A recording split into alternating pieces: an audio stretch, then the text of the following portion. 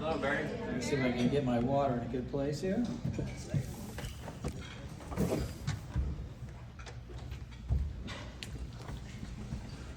Testing 1, 2. 3, 4. 3, 4. Okay, let me get set up here. Thank you, Lucas. Thank you, Laura, for having, and Ann for putting all this together for us tonight. This is it's an amazing turnout for such an important cause.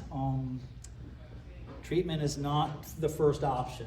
You know, it's usually the last one, and it's important that we have options. We get to a place where we don't have a lot of hope and a lot of chances. So this is just an opportunity to give some people just a chance. It's not a guarantee, but it's a chance, and it's just so important that there are people on the front lines like all of you dedicated to doing this. So I want to commend all of you for this and participating in this. Okay, my name is Barry. I'm from Nashville, Tennessee. I grew up in this area here. Played a lot of tennis at PV Tennis Club, and I could never wonder why didn't I hang out there more. And we just took a little walk over there, and it doesn't have a bar. It's like, why would I hang out here? What possible fun could this be? God, looking out here, I just see so many people from all these different phases of my life, and it's like this could have been an intervention a few years ago. All you same people. When Laura sent me the flyer, I was, it's so interesting to see your, it's been kind of a whirlwind doing this book and everything, but to see that people are actually going to pay to come to a dinner where I was speaking, it kind of just did a double take, because people used to pay to get me to leave. It'd be the end of the weekend, and I'd still be there, and they'd start pulling their money to get me a one-way cab out of there. So to come full circle like this is, it's just awesome. So it's a real honor for me to be here. And 10 years ago, I just celebrated 10 years of sobriety in March. Thank you. For those of you who know me, that was a long time coming. Things like this weren't happening in my life 10 years ago. So the program really does work if you work it, and I'm just so grateful that all of us here are committed to this. So I was driving around the other day, and I went to the pharmacy, and I walked in, and I saw the guy at the front desk go, "Hey, you got a cure from alcoholism? Anything, a cure for me?" And he goes, kind of looked at me funny. He was like, "Dude, it's my first day, Did you check aisle 7, maybe next to the Advil?" And it was just kind of a funny moment, but you know what, if I went back to the pharmacist and asked her, she wouldn't have an answer for me either. If I went to my doctor, they wouldn't have an answer for me. If I went to the ER, the ICU, if I went to Betty Ford, none of them would have an answer for me, because there is no cure for alcoholism. In the big book, written in 1939, there's a line in there that science may someday accomplish this, but it hasn't done so yet. And here we are in 2022, and we've got flying cars, and we just smashed a module into a flying asteroid. We still don't have a cure for alcoholism. So I don't think they're coming to help us. I don't think there's going to be any better living through chemistry. I think we're on our own to try to figure this one out.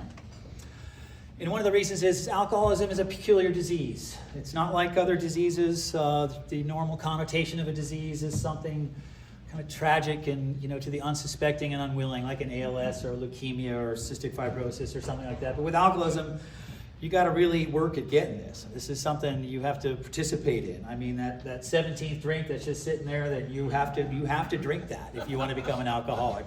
That crack is not going to just jump into your pipe. You got to go to great lengths to procure it and suffer mightily through it. It takes work, and so it's a peculiar thing. It's human behavior.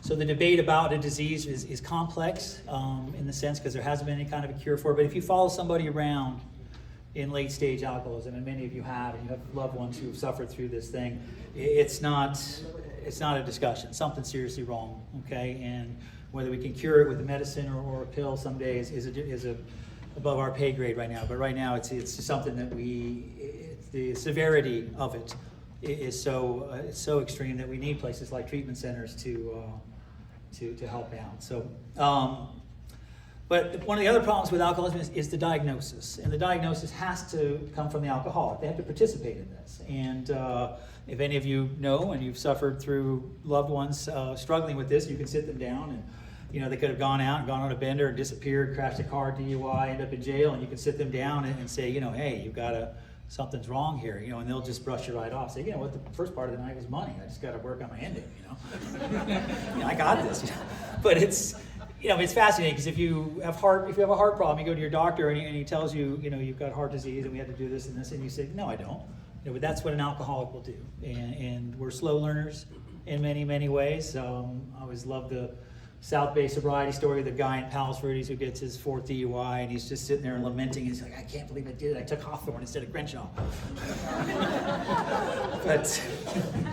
but seriously though, the alcohol is dangerous, and it varies from culture to culture. But you know, roughly in the United States right now, we're looking at around a 6% affliction rate, and you know, I mean, 6% may not seem like a big number.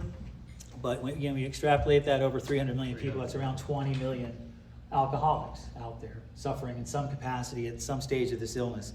I don't know if I skipped that day of school or didn't get the memo that morning where they said that, you know, by consuming alcohol, you literally can throw your life and everyone around you's life upside down. But the reality is that is the fact. I didn't get that warning, and a lot of us didn't get that warning. We were younger and we go into this thing innocently. But there are warnings today, and I brought a prop with me tonight. It's a Budweiser, and I was trying to find a 12-ounce Budweiser, but it didn't. They didn't have one. So this inflation stuff is real. But if you do look at this can of beer here, there are warnings on it now, and it says basically if you consume this beverage while you're pregnant, you will have difficulties. How about something for the guys? If you God, I can't even see where they put it on anymore. Drinking this will affect your ability to drive a motor vehicle. That's it. That's all you're getting from these guys. If there was a proper warning on alcohol, what would that sound like? I mean, it'd be, you know, if it was a prescription drug, like something that we hear on these ads for on television stuff, and the guy comes on, he starts talking really fast about all the side effects. It would cause bloating, DUIs, crash cars, nights in jail, loss of family, loss of job, pride, self-respect, may cause you to wake up in beds you have no business being in. They're not lying when it impairs your judgment. But looking at this can here, it looks innocent. It's mostly water. It's a little bit of grains. But it does something powerful and transformative to us when we drink it. And this is really the important part. It makes you feel different. It doesn't make everybody feel better. Okay, I know quite a few people who, they fascinate me. They can drink half a glass of wine and they just leave it there. It's like, how can you do that? But, and then, you know, so people who are well adjusted and doing pretty well internally, they may not find the allure of this. But if you're anything like I was when I first met beer at the age of 14, it was going to be, feeling different was something that was going to be attractive to me. When I first met beer, things weren't good at home. I was 14 years old, fighting with my dad, fighting with my brothers. I was a new kid in town. We just moved out here from Boston. I was shy, I was introverted. I just wasn't very happy or feeling very good about myself.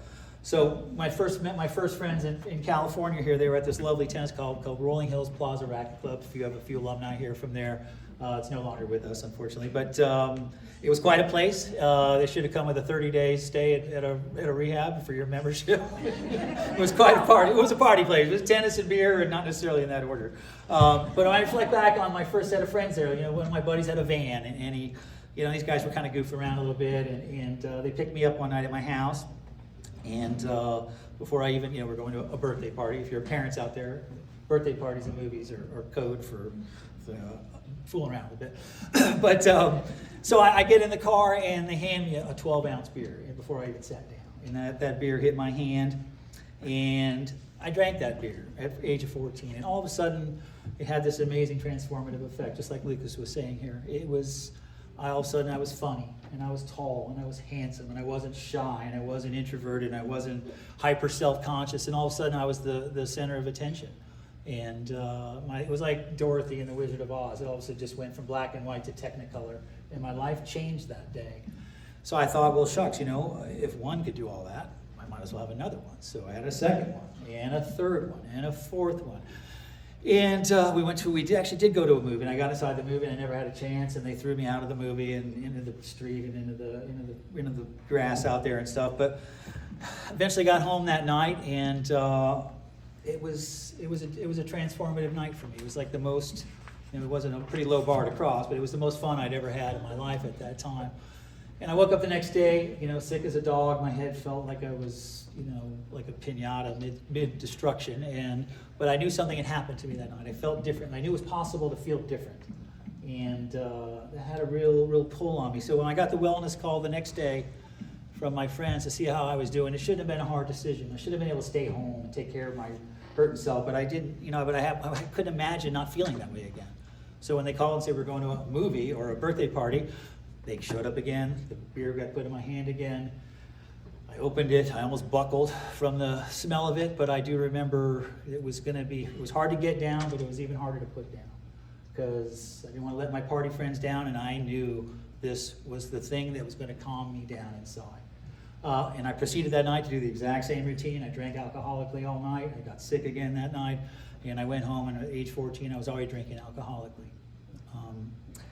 After that, I became obsessed with feeling different. Obviously, at 100 pounds and my drinking tolerance not terribly good, I couldn't drink around the house, so I took on smoking pot. I just found I could smoke pot and get away with it. People couldn't tell. I was shy. I was quiet. My parents were just doing their thing. I was 14 years old, and I just literally started getting obsessed with feeling different and smoking pot all the time. And there were a lot of people who would have been really disappointed in my life if they knew what I was doing all the time. But so I made it a passion of mine, or just an obsession of mine, to keep it a secret. Could I not get discovered here? Because what it was doing for me on the insides, I didn't care what it was doing to me on my outsides. And in the writing of my book, I kind of came upon an idea here where we all live 3 different types of lives. We have a public life, which is what we're doing here. We have our private lives that we live at home, and we have a secret life. And it's in that secret life where a lot of the troubles could start. And secret behaviors generally come out to the light if we're eating or you're doing something off that you shouldn't be doing. Eventually, they come out to the light. But secret thoughts, secret obsessions, they can stay a secret pretty long time. And the problem, and I got real good at hiding what I was doing. And for several years now, for several years running, I was able to kind of keep it a secret. No one was catching me. I was keeping up in school. I was a tennis player. My results were fine. I just wasn't drawing any attention to myself. Not that there weren't some close calls. Fortunately, my high school tennis teacher had to leave early tonight, but I was a junior playing in the local leagues here, and I was a 1 match away from going undefeated at Palos Verdes High School, and I was getting high before every match. And he walked in on me getting stoned in the locker room. It was like Spicoli and Fast Times at Ridgemont High. Smoke was coming everywhere. He just looked like, "What are you doing?" I'm like, "Good, Woody, I've been doing this every match. Just relax, So I got through that, and but there were other close calls too. But I was able to do a couple years of this, and unfortunately, what happens in a couple years is I knew what I was doing, and I knew how I felt about it. I felt the shame that I was doing wrong, and I was becoming a little drug addict, on top of the fact that the physical and mental and emotional dependency I was developing on narcotics was growing every day. And then something really weird happened. I got really good at tennis. I was always pretty good. And my senior year of high school, I just started, I was partying too much. It was kind of a disaster. And all of a sudden, I just kind of settled down, and I got really good. And then all of a sudden, there was a tournament in Ojai that I did quite well at. And then all of a sudden, the college coaches were knocking on my door, asking me to come play for them. Then there was the South Bay tournament. I won that at our club, and that was a big celebration. Then I went to the CIF championships, and I won that. And next thing you know, the mayor of Torrance is inviting me to come speak before the chamber, and a lot was going on. And I wasn't being really built for this. I was just kind of in my own little narcotic, hazy world. And then I tried out managed to try out for the United States Junior Davis Cup team, which was a very prestigious award. So I went down to Costa de Casa, and I went undefeated there, and I made the team. So now, in a matter of a couple of months, I was representing my country with the USA on the back, and I was in over my head because I now had to be accountable, as Lucas was saying before. Accountability is important. I was doing all this on my own before. Now I had coaches. Now I had teammates. Now I was playing for my country. I had people depending on me. And I blew this up pretty badly. I couldn't sustain it, and I had to feel a certain way just to get through the days, and ended up getting kicked off of that. But I ended up going to UCLA on a scholarship to play tennis for them. The defending NCAA champion team, they were phenomenal. I was lucky to make the team. I got up there. I started working really, really hard. I was partying like a rock star, but I was still working hard. I managed to make the team there, and then in a matter of about a 3 or 4 month run, I won my first 22 matches. I tied Jimmy Connor's record. I broke several other records for the school. I moved up to playing number 1 on the team. all the while, having this secret lifestyle I was living.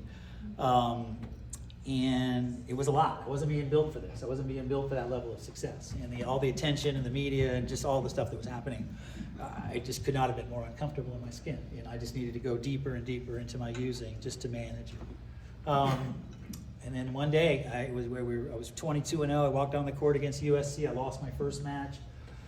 1 year later, I was living in my van. I had quit the team. I had quit school. I dropped out from my parents and my family, and I was drinking and drugging around the clock. 1 year later.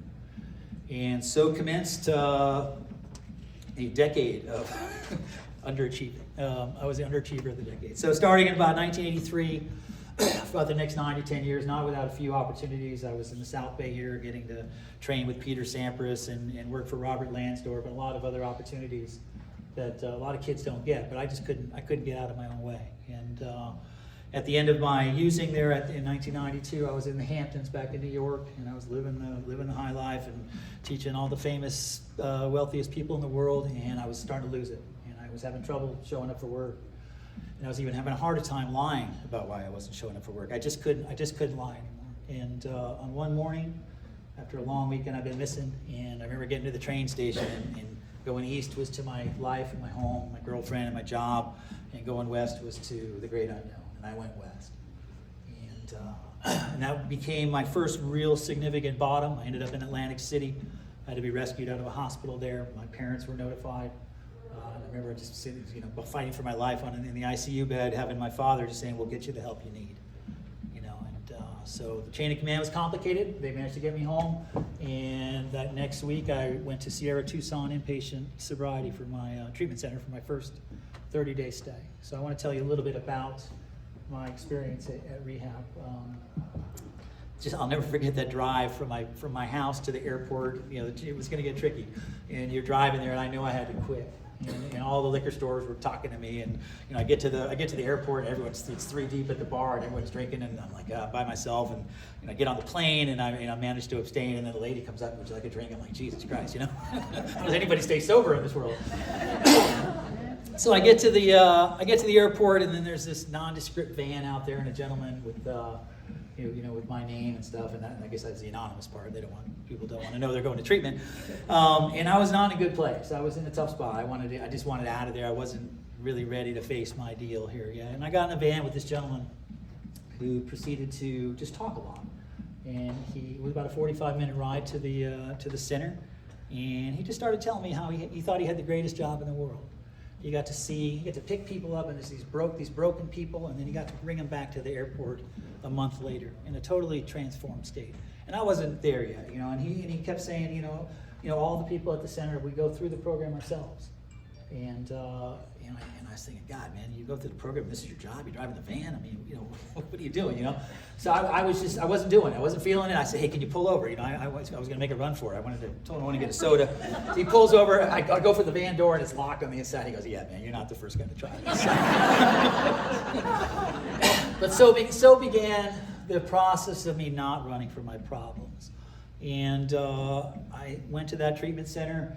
It was tough. They drug tested me. I was dirty. I was just positive for everything. I just felt awful. I was like, what happened to me? I was such promise as a young person, and here I was just, I'd become a drug addict. And it was very humbling. And I had to detox first. I couldn't even go into the general population first, And but I got in there and I hung in there, and it was. If you haven't been to treatment, it's kind of a scary place at first, but it's just a lot of discipline. It's a lot of structure. You get jobs. There's no status there. I never forget. I walked out of my casita door, and there was an Academy Award-winning actor just sweeping them. He's like, what are you doing? You have to do chores too. But a lot of laughter, a lot of crying. It was a lot of difficult stuff. You're watching broken lives, trying to put these people back together. And it's tough, you're in there. I never forget talking to my primary counselor, and I just said, "How do you do this every day? These people are just falling apart around you." And she just goes, "What I do when I go home, I go out to my car every day, I picture every one of your faces on a balloon, and I just release you with love. Each one." I thought, God, that's so beautiful to be thought of like that. So this stay was awesome. It was powerful. But as many of you know, through treatment, there's Family Week.